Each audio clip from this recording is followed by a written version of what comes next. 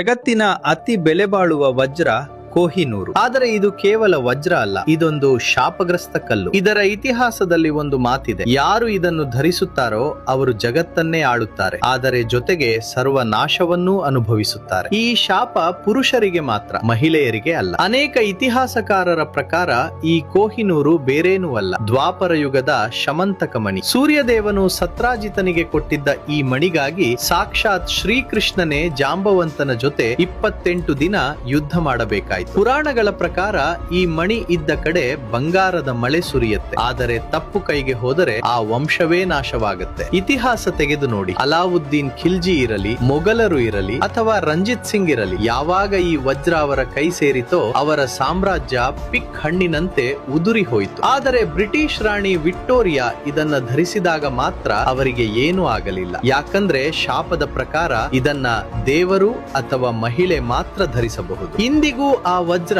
ಬ್ರಿಟಿಷರ ಬಳಿ ಇದೆ, ಆದರೆ ಅದರ ಅಸಲಿ ಮಾಲೀಕ ಶ್ರೀ ಕೃಷ್ಣನೇ ಇರಬಹುದು. ಈ ರಹಸ್ಯ ನಿಮಗೆ ಗೊತ್ತಿತ್ತಾ? ಕೃಷ್ಣನ ಲೀಲೆಗೆ ಒಂದು ಲೈಕ್ ಕೊಡಿ, ಕಮೆಂಟ್ ನಲ್ಲಿ ಜೈ ಶ್ರೀ ಕೃಷ್ಣ ಅಂತ ಬರೆಯಿರಿ.